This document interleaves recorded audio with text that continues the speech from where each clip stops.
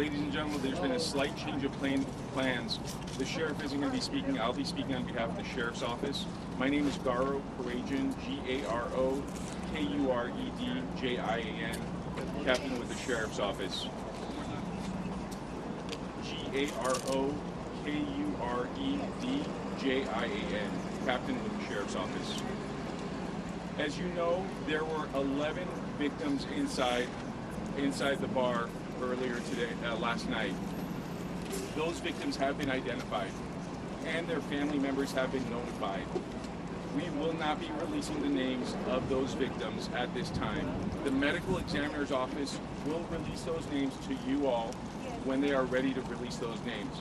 I suspect that will be in a couple of hours. It may be longer, but you'll refer to the ME's office for those names. Those are the only comments I have. I want to introduce to you Paul Delacourt, the Assistant Director of the FBI in the Los Angeles office. He has a couple of comments. Good afternoon. As the captain said, my name is Paul Delacourt. I'm the Assistant Director in charge of the FBI's Los Angeles field office. We're working closely with the Ventura County Sheriff's Department on this investigation in support of their lead on this shooting incident. I first want to offer condolences to the families of the victims and family of Sergeant Ellis, who responded to this incident with his CHP counterparts. The FBI is here to support Ventura County. And to that end, at the request of Sheriff Dean, the FBI Los Angeles Evidence Response Team is processing the crime scene here behind me, as well as the subject's vehicle and the home on Newberry Park. We're going to pursue the leads that are developed from that evidence wherever they take us to identify any possible motivation, paint a picture of the frame of mind of the subject, identify any potential radicalization or any associates. At this point, we do not have any indicators of other associates, or there are no other threats to the Los Angeles area. You can't imagine the stress, you can't imagine what the families are going through. Appreciate your patience as we work through in a painstaking fashion the evidence recovery and crime scene analysis. They'll be ongoing here for several days, and I just want to once again pass on our support to the Ventura County Sheriff's Department on behalf of the law enforcement community, who has rallied a number of resources here to assist in the investigation in any way they can. Thank you. I'd like to introduce Congresswoman Julia Brownley.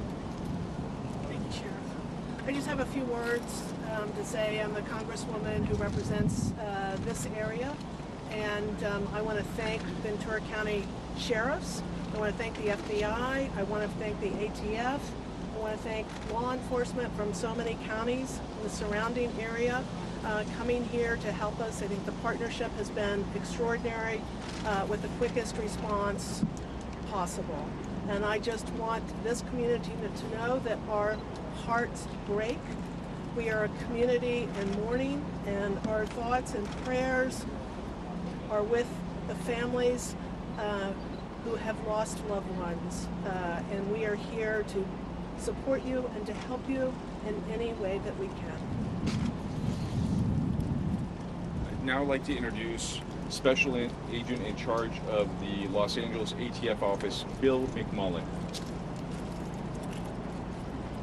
Good afternoon. My name is Bill McMullen. I'm the ATF Special Agent in charge of the Los Angeles Field Division. On behalf of the men and women of ATF, I'd also like to send our condolences to the victims and the family members who are trying to get through this tragedy together as they get through the healing process. I'd also like to recognize the leadership of Sheriff Dean and the entire Ventura County Sheriff's Department as they're going through the same emotions, but somehow finding the strength to bring together all the state, local, and federal agencies who responded here to work together as one team to make sure the public's safe. ATF agents responded immediately when this incident occurred last night. Throughout the night, have worked side by side with our state, local, and federal partners. We will continue to do that until this investigation is completed. At this point, I'll turn it over back to the Sheriff's Department for any questions. Thank you. If you have questions, we'll direct them to the right person up here and try to answer as many questions as you have.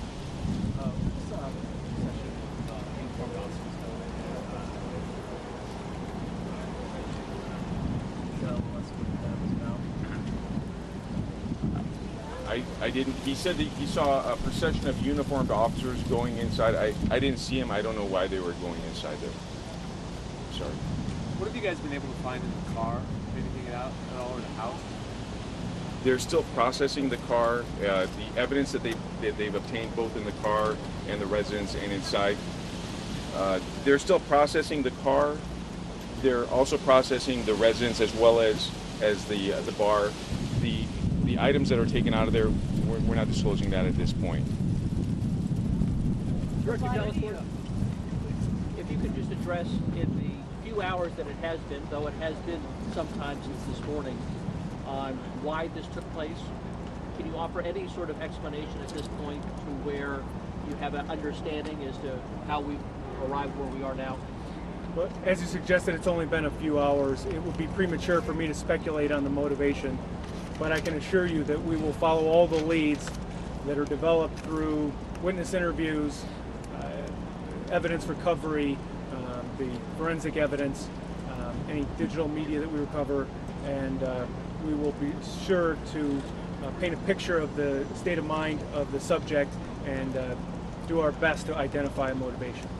There were reports that the shooter had mental health issues and was suffering from PTSD. Is there any indication he was on any medication? So I've seen those reports, but I don't have any familiarity with his medical history or medications. Can you give us an idea of the scope of the resources that your office is pouring in this investigation? So the FBI has its Los Angeles evidence response team on scene now. We're going to be supplemented by evidence response teams from other field offices around the country. The resources of the FBI laboratory are en route. We have victim specialists who are inbound as well to assist at the Family Assistance Center with the victims' families. We will pursue the digital trail and any other leads that we need to. We have the manpower to conduct as many leads as are necessary in coordination with the Ventura County Sheriff's Department investigation. Any technical resources that they request, we will look to supply. Sir, there's been a bit of conflict according to the press just about the chronology of every the timeline of events. Can one of you all speak basically at this point what happened? Well, so the investigation is developing. It might be premature for me to talk about a specific timeline. I know we're working on the sequence of events as they occurred, but I don't want to get out in front of what the evidence in the investigation will show. Yeah, this morning the sheriff said it looked like he thought that the perpetrator had shot himself. Is that something we can say definitely yet? Well, I don't think we can say anything definitely about the cause of death until the autopsy comes back. So at this point, our crime scene investigators are on the scene. They've had a closer look at the evidence, and we will look for developments in that regard. Who's in charge of the investigation? Ventura County Sheriff's Department, the federal, our federal partners, and the FBI are here to support the sheriff. Can you guys talk a little bit about the weapon? Are there any security cameras inside or outside that will help you in this investigation? I'm sorry, sir? Did he stop to reload? Can you talk about the magazine at all? Do you know anything specific about the weapon? It's been reported that there were high-capacity magazines, but again, as for the sequence of events, I think we're going to work down some of the leads to make sure that we bring that out to you. We're much more precise in our analysis. What happened next? Your investigators have spent some time at the family home. Have you been able to talk to his parents or any of the associates of the suspect? Have those information? In coordination with the Sheriff's Department, a number of interviews are going on, but I don't want to want to get in front of the Sheriff's Department investigation and speak to all the investigative avenues that are ongoing. Sir, what happens Are next? there any security cameras either inside or outside that can help you in this investigation or give you more than what you have now? So we're pursuing all the available leads, and of course we will be seeking any video surveillance that is in or around the premises. We'll also be seeking any video that was taken by witnesses that were inside the crime, inside the bar at the time of the crime. We've offered our digital analysis services to the county in support of their investigation. Can you talk about anything that you may have already recovered from the suspect's home that may indicate how long he may have been planning this? Were there any other weapons found? No, I don't think I can comment on that this time. It'd be premature. Are all the deceased victims still inside? Well, I'm sure you can appreciate the sensitivity of this situation and our need to protect the privacy of the families. I don't want the families to be learning of developments from me on television before the notifications have gone out through the Sheriff's Department or other appropriate avenues. Sir, from an investigative standpoint, can you walk us through what the process is, what happens now, what will be done? Well, so the evidence response team is in place. It's going to be a thorough and painstaking process that will take as long as it takes, quite frankly. It will take some number of days. We'll make sure that we bring the appropriate resources from FBI Laboratory Division. They're en route. We will use all the resources that we can bring to bear, and we'll pursue the appropriate interviews, analyze the evidence recovered from the various scenes, look at the forensic evidence. Of course, once again, we're doing this all in coordination and in support of the Sheriff's Department investigation. We're bringing our technical resources to bear in support of their investigation. And I'll leave it to the captain to talk about the process of the investigative steps after that. What was the smoke grenade thrown? Do we know that for sure now? I'm not going to comment on the evidence that's recovered from the crime scene at this time. From what you've seen, sir, what similarities or differences have stuck out to you from other crime scenes, such as San Bernardino, or others that you've been to or studied? What sticks out here compared to those? Well, I think each one is horrible in its own way. The similarities that we would draw at this point are that they are all tragic circumstances. From a law enforcement point of view, certainly we try to do some pattern analysis in order to get out in front of these type of threats, to be involved with our mental health community, to be involved with state and local partners, to reach out to private sector in the community to make sure that individuals that are at risk come to our attention. We're going to have one more question, and then we're going to have PIOs available for you individually, but we're going to have one more question, and then we're going to end this presser. When will this area open up? For you, Captain. When will this area open up? When the scene is processed and when we are out of here and when we can open it up in a safe manner, we'll open up the roads. We've opened up the 101 off-ramp southbound at Moore Park and the on-ramp at Moore Park Road. It was previously closed.